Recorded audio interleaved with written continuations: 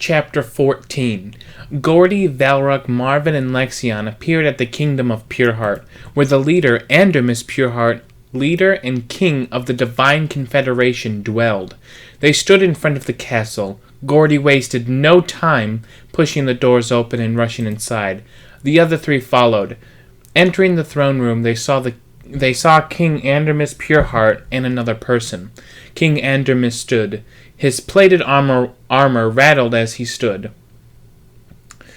He had long black hair that was tied in several ponytails. He wore a red cape and a golden crown with 3 rubies embedded in it. At his side he carried a dagger and a sword. Leaning against his throne was a battle axe and a spear. The man next to him had almost the same armor as Valruk, colors of gold and silver, carrying a hammer and several books at his hips. The man had gray hair on the sides of his head, while his scalp remained bald. "Valruk, I'm surprised you are here," the man said. Valruk knelt down. "High Lord Arthurius." "King Pureheart, you need to stop this. You cannot attack the orcs. It will only feed Zarmanoth's arrival," Gorte shouted. "It is too late for that, Gorte," King Andermis said. "The armies are already on the borders of the orcs' land. There is no turning back now." Gorte slammed his foot on the ground. "But why? You cannot do this." "Gorte, that is enough out of you. The time to strike is now. If we strike hard and fast, the orcs and their allies will be nothing," King Pureheart stated. "Then why have you called me here? I do not accept this, Andermis. This is all part of Makora's plan. She will use the hatred and agony from the battle to fuel Zarmanoth. Do you not understand that? Andermis laughed. "Of course I do. This is all part of the mistress's plan. Soon Zarmanoth will be ushered into our world, and we will serve him." Andermis fell to his knees as sharp tendrils ripped from his back. Horns erected from his forehead that curled. His clothes tore as his body grew, his skin turning a grayish white. Spikes ripped out of his arms and down his spine. "Makora will free Zarmanoth. Our world will be his. We will bow to him." Andermis swiped his hand at Arthurius, who dodged his attack with a jump back. Gorte put his hands together and shot them forward, sending a ball of fire at Andermis. He laughed and reflected the fire back at Gorte. He jumped out of the way, letting the fire extinguish itself on the door. Arthurius and Vala grabbed their hammers and charged the beast.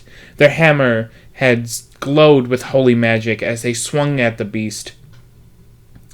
Andermis parried the attack by jumping backwards, only to breathe fire at them. Valruk quickly flicked his hand out and molded a holy absorption shield. The fire was absorbed by the magic. Andermis charged, head first at Gorte, slamming him against the wall. Lexion drove his spear into Andermis' heart. He laughed, ripping the spear out like a toothpick. He swirled it around, with Lexion still holding on to the weapon. Lexion flew, slamming against the stone wall. Andermis laughed. "Why don't I show you all the battle?" He slammed his hand into the ground. A pentagram appeared, etched into the stone floor. It burned with magic and teleported everyone out of the throne room. They appeared on a hill, staring down at the battlefield below. Gorte and the others stared at the joined battle. Humans fighting orcs, trolls fighting dwarves, elves pinned against their dark kin. "You cannot win this war. You cannot stop the summoning of Zarmanoth. The world shall fall to the Dark One, and when it does, you all will be slaves to his torment. I will see you all in hell." Andermis slammed his palms on the ground, sending a shockwave outward. The wave of energy carried the men off the hill, sending them flying through the air. Gorte saw Andermis raise his hand as small meteors rained from the sky. Gorte put his hands together and let energy collect in his palms. He shot them up, teleporting Valruk, Arthurius, Lexion, Marvin, and himself away from the battlefield. "Damn it, we are too late. What the hell do we do now?" Lexion shouted. You, Marvin, and Valrak need to head back to the Isles of Korhal. Arthurius and I need to stop this battle before it becomes any worse. You three need to help Misty.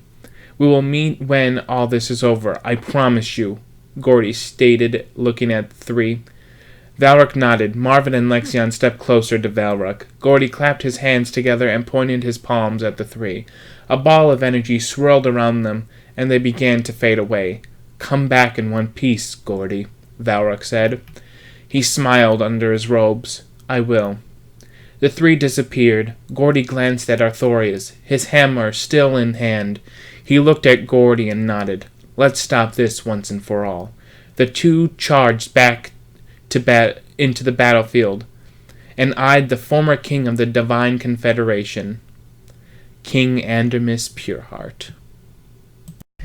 And that is the end of the chapter. So, what did you guys think? Let me know in the comments below. I'm very interested to hear what you guys have to say.